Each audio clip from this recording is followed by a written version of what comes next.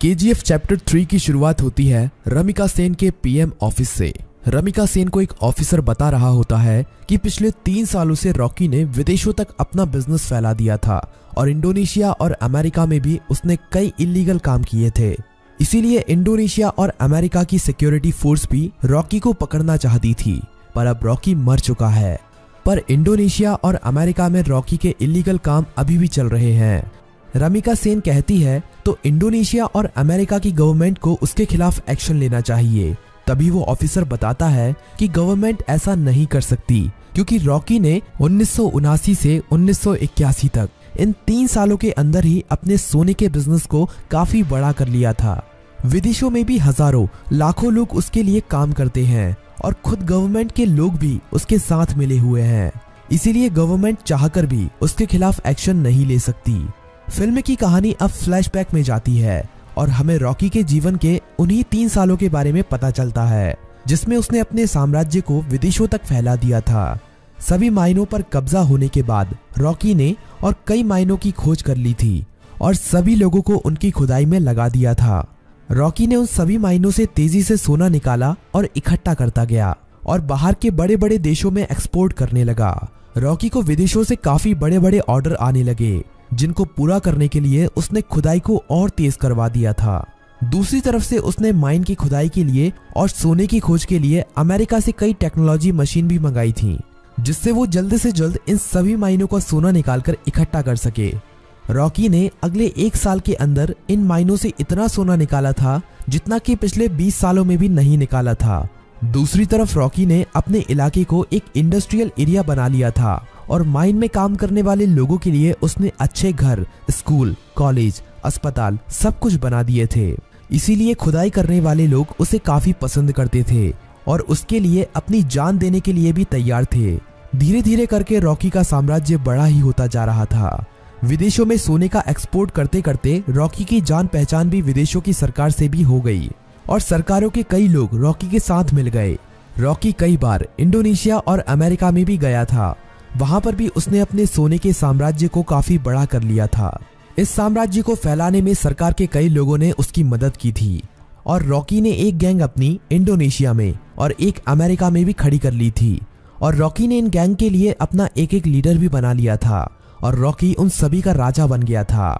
इस तरह से रॉकी ने अपने साम्राज्य को विदेशों तक फैला दिया था। अब कहानी फ्लैशबैक से बाहर आती है और हमें दिखाया जाता है कि जब रमिका सेन ने भारत में रॉकी के साम्राज्य को खत्म कर दिया था और रॉकी अपना सारा सोना लेकर समुद्र के बीच में चला गया था, वहां पर रॉकी ने इंडियन नेवी को खुद मैसेज करके उसे मारने के लिए कहा था। तब इंडियन नेवी ने रॉकी के शिप पर मिसाइल छोड़कर रॉकी को मार दिया था, पर रॉकी वहां पर मरा नहीं था। रॉकी का सारा सोना उसी समुद्र की गहराइयों में उसी जहाज में दफन है और रॉकी को अमेरिका के सबमरीन ने बचा लिया था। ये सबमरीन अमेरिका के एक बिजनेसमैन की थी, जिसे रॉकी ने उन 3 सालों के बीच में अपना पार्टनर बना लिया था। रॉकी अब अमेरिका में सबसे छुपकर रह रहा था और वो महीने में कभी कभी इंडिया भी किसी को फोन करता था कि केजीएफ का क्या हुआ, केजीएफ को ठीक होने में कितना समय लगेगा। अब कहानी इंडिया में शिफ्ट होती है और हमें दिखाया जाता है कि सलार केजीएफ के तबाह होने के बाद केजीएफ को दोबारा से खड़ा कर रहा है और जो लोग बच गए थे उन सभी लोगों के साथ मिलकर रॉकी के साम्राज्य को दोबारा से खड़े करने में लगा हुआ है। सलार ये सभी रमिका सेन से छुपाकर कर रहा है, पर बहुत जल्द रमिका सेन को भी इसके बारे में पता चलने वाला है। धीरे धीरे करके सलार रॉकी के साम्राज्य को दोबारा से खड़ा कर देता है और दोबारा से माइनों में खुदाई शुरू हो जाती है। अब सलार रॉकी को फोन करता है और कहता है, मालिक, हमने आपका साम्राज्य दोबारा से खड़ा कर दिया है। जिस तरह आपने कहा था, अब आपके लौटने का समय आ चुका है। रॉकी कहता है, सलार, तुम्हारे लिए मेरे पास एक काम और है। तुम्हें उस सोने को समुद्र से निकालना है जो हमने इतने सालों से वहां पर छुपा के रखा है। वो हमारी माइनों से ही निकला हुआ सोना है। इसे हमें किसी भी कीमत पर समुद्र से निकालना है। इस सोने की मदद से ही मैं दोबारा से भारत में अपने साम्राज्य को खड़ा करूंगा। सलार सोने को समुद्र से निकालने के काम में लग जाता है और इंडिया में अब एंट्री होती है रॉकी की। सलार अपने लोगों को कहता है कि मालिक कई सालों के बाद यहाँ पर पधार रहे हैं, उनके स्वागत में कोई भी कमी नहीं रहनी चाहिए। किसी को नहीं पता था कि ये मालिक कौन है। रॉकी अकेला ही अमेरिका से आ रहा होता है। केजीएफ में रॉकी का स्वागत धूमधाम से किया जाता है।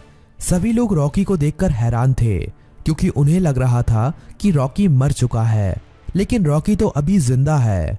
रॉकी अपनी माइनों का काम देखने के बाद सीधा मिलना चाहता था रामिका सेन से। सलार कहता है कि हम भी उसके साथ चलेंगे, पर रॉकी कहता है कि नहीं, मैं अकेला ही मिलने जाऊंगा। रॉकी अकेला ही अपनी रोल्स रॉयल कार में जा रहा होता है। तभी नाके पर पुलिस उसे पकड़ लेती है। पुलिस वाले जानते नहीं हैं कि वो रॉकी है। वो रॉकी के पास लाइसेंस ना होने की वजह से और ओवर स्पीडिंग होने की वजह से थाने ले जाती है। वहां पर रॉकी कुछ नहीं बोलता, बस अपने आदमियों को फोन कर देता है। थाने में बड़ा ऑफिसर आता है और रॉकी से चिल्लाकर बात करने लगता है। तभी पूरा पुलिस स्टेशन हिलने लगता है और कई हेलीकॉप्टर और बंदूक लेकर रॉकी के आदमी यहाँ पहुंच जाते हैं। उन आदमियों से एक आदमी रॉकी का लाइसेंस लेकर थाने के अंदर आता है और पुलिस को लाइसेंस दिखाता है। पुलिस वाला लाइसेंस पर रॉकी का नाम पढ़कर हैरान रह जाता है और रॉकी को वहां से जाने देता है। रॉकी अब सीधा रमिका सेन से मिलने के लिए जाता है। रॉकी के पहुंचने से पहले वो पुलिस वाला रमिका सेन तक ये खबर पहुंचा देता है कि रॉकी अभी भी जिंदा है। रमिका सेन ये खबर सुनकर हैरान हो जाती है कि अभी तक रॉकी कैसे जिंदा है। रमिका सेन को ये खबर भी मिल जाती है कि रॉकी के यहाँ आने से पहले किसी ने केजीएफ को दोबारा से खड़ा कर दिया है और केजीएफ से अभी भी खुदाई करके सोना निकाला जा रहा है। अब पीएम ऑफिस में एंट्री होती है रॉकी की। सभी लोग रॉकी को देखकर हैरान थे। रॉकी सीधा मिलने जाता है रमिका सेन से। रॉकी रमिका सेन से कहता है कि मैंने कहा था ना, युद्ध हुआ तो जीतूंगा मैं, और जीत मेरी ही हुई है। रमिका सेन कहती है कि अच्छा है, तुम जिंदा हो, अब मैं तुम्हारे सामने ही तुम्हारे केजीएफ को तुमसे छीन लूंगी। रॉकी कहता है कि उसकी नौबत ही नहीं आएगी। रमिका सेन रॉकी की इस बात को समझ नहीं पाती। तभी रॉकी वहां से चला जाता है।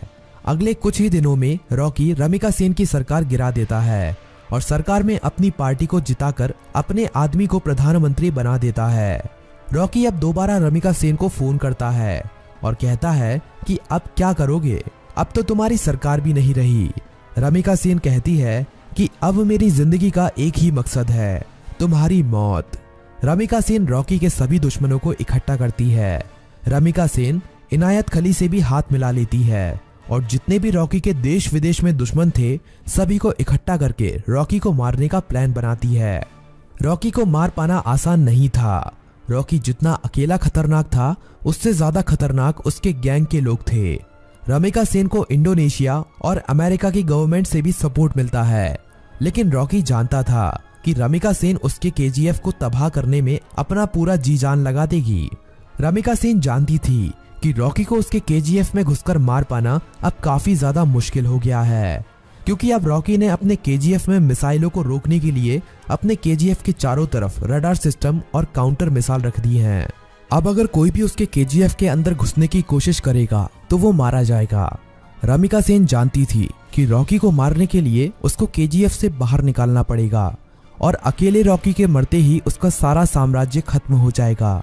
इंडिया में अपनी गवर्नमेंट खड़ी करने के बाद इंडिया की गवर्नमेंट रॉकी के लिए एक काफी बड़ी पार्टी रखती है। इस पार्टी में विदेशों के बड़े बड़े बिजनेसमैन, बड़ी बड़ी गवर्नमेंट के लीडर आते हैं। रॉकी की सिक्योरिटी के लिए इस पार्टी में काफी ज्यादा सिक्योरिटी लगी हुई थी। रॉकी पार्टी में पहुंच जाता है। थोड़ा नाच गाना होने के बाद पार्टी में एंट्री होती है रमिका सेन की। रॉकी से थोड़ी बातचीत करने के बाद रमिका सेन कहती है कि अब समय आ गया है कि तुम्हारे साम्राज्य को यहीं पर खत्म कर दिया जाए। पर तभी रॉकी के चारों तरफ हजारों लोग उसके ऊपर बंदूक तानकर खड़े हो जाते हैं। रॉकी की खुद की गवर्नमेंट उसे धोखा दे देती है और विदेशों से आए हुए बिजनेसमैन भी उसकी मौत का तमाशा देखने के लिए वहां पर आए हुए थे। सभी विदेशों के बिजनेसमैन चाहते थे कि रॉकी की मौत होने के बाद वो केजीएफ पर कब्जा कर लेंगे और अपने बिजनेस को फैलाएंगे और ढेरों पैसा कमाएंगे। ये सब देखकर रॉकी खुद हैरान रह जाता है, पर रॉकी जानता था कि एक दिन उसकी मौत जरूर होगी, इसीलिए वो अपने आखिरी पल में भी निडर रहता है। रमिका सेन कहती है कि देखा, आखिर तुम्हारे लोगों ने ही तुम्हें धोखा दे दिया। इतना कहते ही सभी लोग रॉकी को गोलियों से भून देते हैं और रॉकी की मौत वहीं पर हो जाती है और फिल्म यहीं पर खत्म हो जाती है।